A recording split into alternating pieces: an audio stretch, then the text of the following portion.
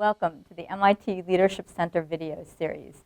It is my pleasure to welcome today Alan Mulally, the former CEO of Ford, the former CEO and president at Boeing, and just recently a new member of the board at Google. Welcome, Alan. I'm glad to be here, Deborah. Thank you for coming. Alan, you are known as being an American icon, one of the great leaders that we have had in this country, and because of the work that you did in turning around Ford. My question to you is, how would you describe yourself, or how might others describe you as a leader? Over the years, I've had the fortune to serve on many airplane programs, and also, as you pointed out, in a leadership role at Boeing and also a leadership role at Ford. And my leadership style is really about collaboration and including everybody. And it starts with the airplane programs. They're so big and they're so sophisticated, and there's so many people working on a new airplane that it's really important that everybody knows what the vision is. They also know what the strategy is for achieving that new product. And also they know what the relentless implementation plan is, that we're going to work together. I want to push you a little bit more, because in doing a turnaround, there are many people who try to do that. And there were many people at Boeing who tried to do some of the things that you did and did not succeed. Similarly at Ford, there were many people who tried to make change happen, but you actually made it happen.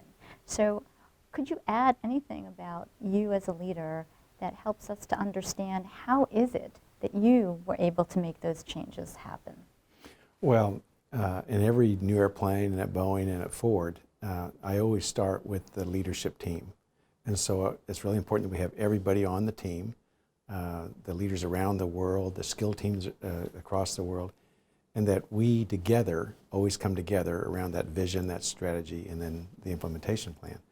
So it's like it's born by the team. And so we have a very high performance, cohesive team. It can deal with reality. It's always trying to figure out how to accomplish the plan. It's based on respecting each other and helping each other. So everybody knows what we're trying to get done. They know what the status is. They know the areas need special attention. And they also know the expected behaviors. The work that you do is very hard. People get fired.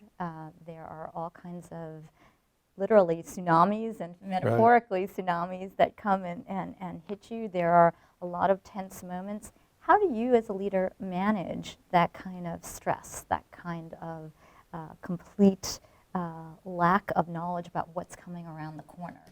Well, one of the characteristics of my leadership style is that we have what we call a business plan review every week.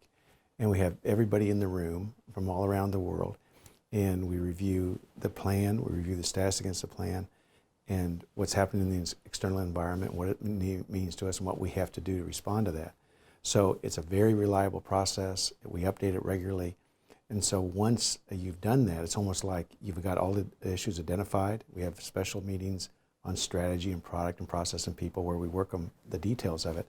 So the most important thing we do at night is that we get some sleep, get our energy back together, and then come in with a positive can-do, working together attitude the next day. But the fact that we look at that, and it's all data-driven, allows all of us to have confidence that we're working on all the right things.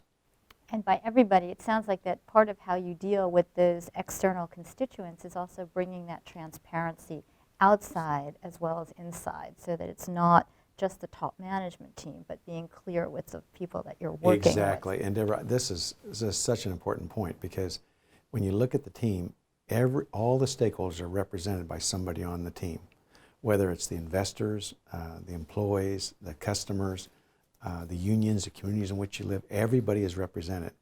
And so everything that we share outside is exactly what we share inside, which is also a stress reliever, because they're not different plans. You're not telling different messages to different people. So basically your business process is not just a business process to keep track of how well you're implementing change. It's also an updating machine. Absolutely. On what is going on in that external world.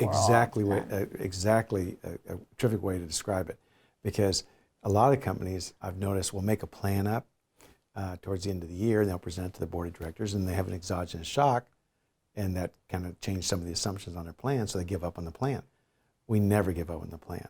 The plan is almost going to be the all-time innovator for us to figure out new ways to find more opportunities to meet the plan and mitigate the risk. So it's the all-time encourager of us to use our innovation to find solutions that allow us to deliver the plan rather than to give up.